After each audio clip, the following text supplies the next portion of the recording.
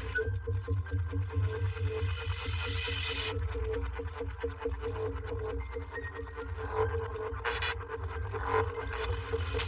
everyone. I'm Dan Abrams, and this is Court Cam. Call the buzzer. Call.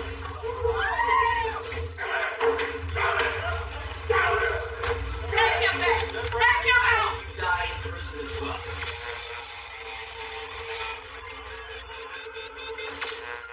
I've never witnessed such disrespect,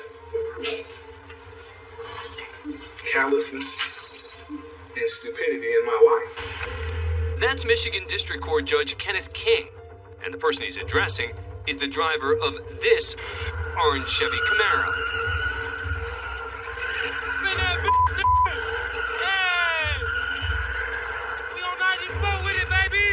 As onlookers cheer the driver on, he whips donuts on I-94, a major expressway leading into the city of Detroit.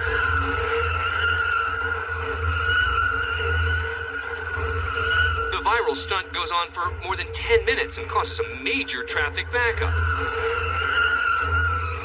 The traffic, what you talking about? You on 94 with it, baby? The video floods social media and gets thousands of views.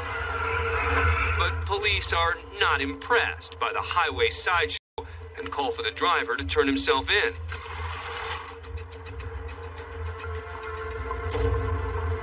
A week later, the man in the photos, 22-year-old Devin Kronk, does turn himself in. Yes, Your Honor. And is charged with reckless driving and disturbing the peace. His license is suspended. After getting picked up for driving with a suspended license, the judge at this bond hearing lets him know he's been following his case closely. Unfortunately for Mr. Monk, his judge watches the news. After setting his bond at $5,000, Judge Kenneth King hits him with a dose of reality. I've never witnessed such disrespect, callousness, and stupidity in my life. Fighting back tears, Kronk tries to make an excuse. I thought I had a license. I didn't see that. Okay, sir, even if you did believe you had a license, do you not understand why you're here to begin with? Yeah, for the stuff that I pulled. Kronk would plead guilty to disturbing the peace, and his reckless driving charge dropped. Judge King then hands down a sentence of 1 year probation with a long list of conditions, including community service. He also gives Kronk a little advice. Quite frankly, your actions up to this point have been reckless. You have to be a leader, sir, not a follower. We on 94 with it, baby! A warning here, our next story may be disturbing for some viewers. We're in Cincinnati, Ohio, for the sentencing of two parents, 50-year-old Herman C. and his partner, 44-year-old Angela Stites. They're about to hear impact statements from two victims of sexual abuse, their own daughters. I'm so angry and hurt by you. You were supposed to protect me from monsters like him. I thought all families did what we did. I thought all little girls and their fathers were supposed to have a relationship that me and you had. That's what happens when you brainwash a 5-year-old little girl. You were never supposed to hurt me. Days earlier, their father was convicted of 22 counts of rape against them and their sister over the course of 14 years, beginning when they were just children. Their mother was a party to these horrible crimes and was also convicted of 4 counts of rape, multiple counts of complicity to rape, and endangering children. The abuse came to light after one of the girls reported it to a school official. In the Bible, you're supposed to wait for marriage for something like that. I got 2 horrible parents. You lost so much because of him already, and now you have lost your life too. Despite their horrific experiences, the brave sisters persevered and now are attempting to move forward. For years, you have tried to control my life, and now I finally have all my control back. You can no longer hurt me or my sisters. You can no longer hurt anyone else for as long as you're living. And with that, I feel like I conquered the world. The sisters' devastating words seemingly have no effect on their father, who stands defiant before Judge Patrick Dinkelacker. Well, you want me to kiss your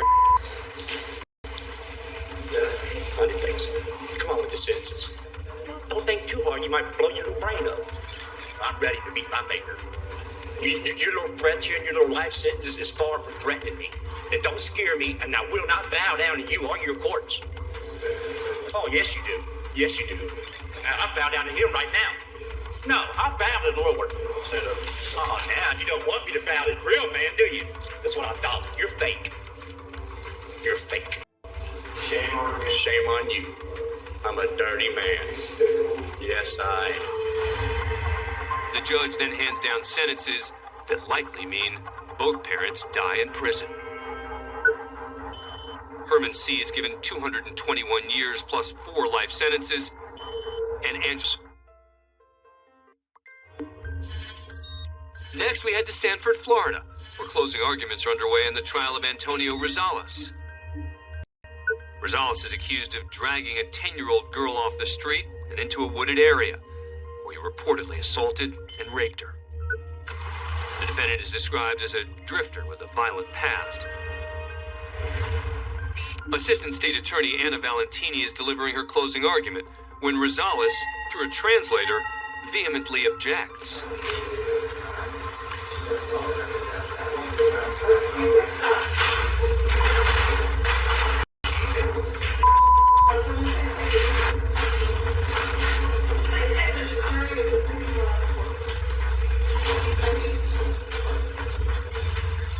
Seemingly insulted by being labeled a child molester, Rosales grabs a keyboard and smashes the computer monitor on the defense table.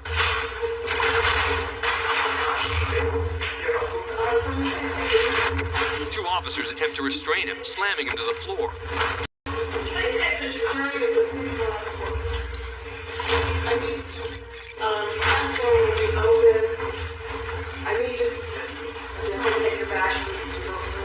Meanwhile, Judge Deborah Nelson seems as though she's struggling to open a door, so she calls for some help.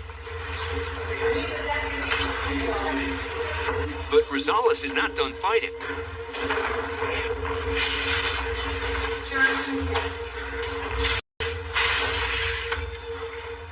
Finally, with the help of additional officers, Rosales is cuffed and then carried out of the courtroom.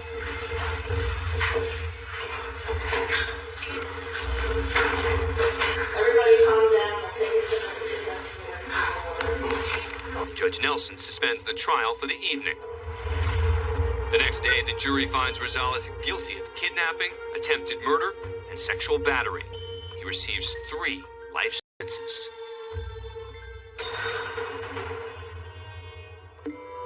Next, we head to Suffolk Superior Court in Boston for the trial of Andrew McCormick. The 31-year-old is charged with first-degree murder and the killing of his wife, Vanessa Masucci, a second-grade school teacher. Masucci was beaten, stabbed, and strangled, all while her 1-year-old daughter was in the house. At the crime scene, McCormick appears emotional. When police question him, he seems shocked and devastated by his wife's death.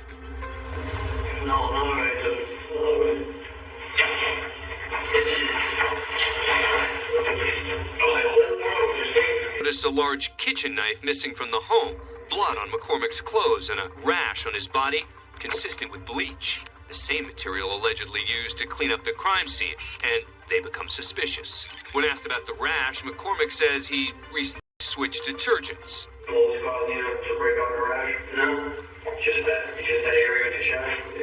Police don't buy it, and after learning Masucci was threatening to leave her husband because he spent thousands of dollars of family savings on a cocaine habit, McCormick is charged with murder.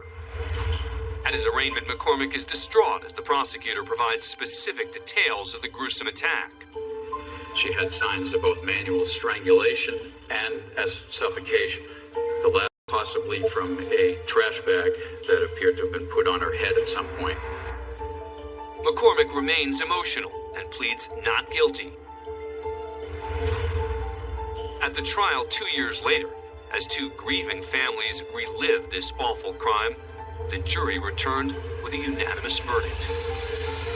Guilty of murder in the first degree. At the sentencing, Masucci's parents, and now guardian of their grandchild, talk about the heartbreaking loss of their daughter. I will cry about the pain she was in those last moments when I wasn't there to help protect her, like I promised I would do when she was growing up. No one in this world ever did or ever will love Andrew as much as Vanessa did. And he repaid that love by viciously killing her. Finally, when it's McCormick's turn to address the court, there would be no apology. I did not kill her. I have never raised a finger to Vanessa, and I sure as hell didn't kill her. McCormick was sentenced to life in Massachusetts Correctional Institution with no chance of parole.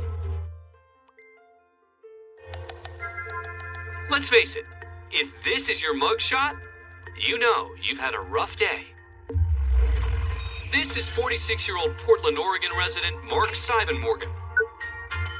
He's been arraigned after going on what police called a one-man crime spree that included allegedly shoving a man to the ground, jumping on the hood of a car, flexing his muscles, then kicking in the windshield, and finally throwing rocks at a woman. I have some paperwork for me, sir. Yes, sir. Seibenmorgen has been charged with assault, menacing, harassment, and criminal mischief.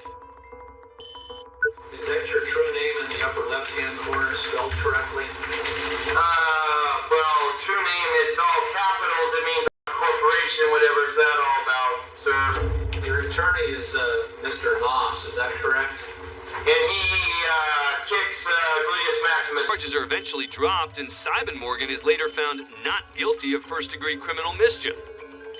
While the results of his case were not highly publicized, his mugshot will live in infamy.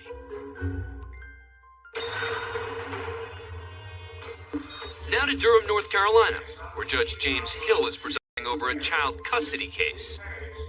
For 3 long days, divorced parents Rashawna and Colin Morrison have been going at it, quite personally, in the courtroom. I'm angry that his dad lives in Durham, can go on vacations with friends, take his sisters out to eat, take her on vacation, and can't seem to see his son. The child's mother, Rashawna, claims her ex-husband abandoned their 3-year-old son and failed to pay child support. He argues she withheld his son from him and is seeking permanent custody. And the judge? Well, he isn't happy with either of them. I could care less about it, didn't he? I did. The two of you are not anymore. And he's about to let them know it. As two parents, not to choose my words very carefully. Two parents can come in and act like such idiots. Y'all the one who crawled into bed and had sex and made that baby. He didn't ask to be born. But he was. What's important is and you don't just need to see 2 adults acting like idiots. Did I say the word idiots? He did. 3 times. Afterward, Judge Hill turns his attention towards Rashawna. I have no doubt that you have withheld that little boy. Don't you look at me. You say one more word. You say one more word. You'll go to the Durham County Bed Records today. You say one more word. All right. That what she's got. 24 hours. We'll be dead before we'll run her back as soon as we get done. All right, we got 48 hours. We'll say it each about 48 hours that day. Rashawna eventually quiets down, and finally, after 3 heated days in the courtroom, the judge delivers his decision. Both parents are fit and proper persons and have custody around the child under joint custody. Just say, I can't do this. This is a disgrace. What you guys are doing, you need to let your son for 9 months. You're going to take care of him. You're drunk. You have a mistress. You have a longevity. You take care of him. I take care of my baby business. And I get with you to be his best friend whenever he feels ready. As officers try to restrain her, Morrison's brother, Sherrod Smith, comes forward from the back of the courtroom. At first, he tries to, but when that doesn't work, and Rashawna throws a bailiff a right hook, Big Brother's caught in the middle. Officers try to restrain him, but he sends one of them flying. Meanwhile, the judge makes a quick exit. As one deputy fights to gain control of Morrison, another puts her brother in handcuffs.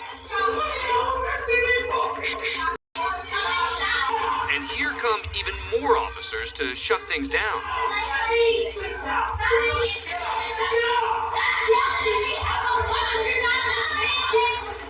As Morrison and Smith are taken away, a third person is also restrained in the back of the courtroom. Their mother. You should have videoed it. It's okay. I should have videoed it.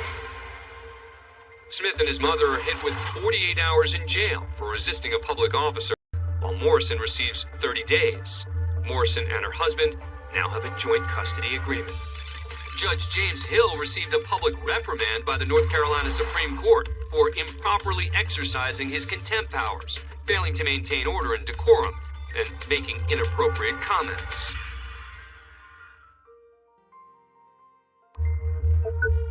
Next, we go to Omaha, Nebraska, for the sentencing of former Dr. Anthony Garcia, the man responsible for a string of murders that have become known as the Creighton Killings. In 2008, Garcia went to the home of his ex-boss, Dr. William Hunter, seeking revenge against the man who fired him from his Creighton University residency 7 years earlier. There, Garcia stabbed and killed both the doctor's 11-year-old son, Thomas, and housekeeper Shirley Sherman. The case went unsolved until 2013, when Garcia returned to Omaha, this time killing Dr. Roger Brumbach, another former Creighton employer, as well as his wife Mary. Garcia was charged with 4 counts of murder and multiple weapons charges, and in 2016, found guilty on all charges. Prosecutors in his case are seeking the maximum penalty for Garcia: death. State of Nebraska versus Anthony Garcia. 2 years later, as Garcia appears before a panel of judges to learn his sentence, the man is asleep, or at least pretending to be asleep, even while several family members deliver heartfelt impact statements to the court. We've heard a lot from the press, especially about after today, we'll finally get closure. So when you have a loved one taken from you in such a vicious and inhumane manner, that'll never happen. Young child of 11 3/4 years should never have to innocently lose his life in a fit of anger. Laying there in a pool of her own blood with an 8-inch butcher knife hanging out her neck.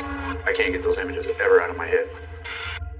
While Garcia still looks as if he's napping, District Judge Rick Schreiner addresses the court. The defendant traveled from his home in Indiana to Omaha, Nebraska to commit 4 murders on 2 separate occasions. Those facts suggest lengthy premeditation and an exceptionally depraved mentality. The defendant had 5 years to reflect on the gruesomeness of the first 2 murders before he returned to Omaha to commit 2 more murders. Yet he had no remorse after the first 2 murders. In fact, he bragged about them.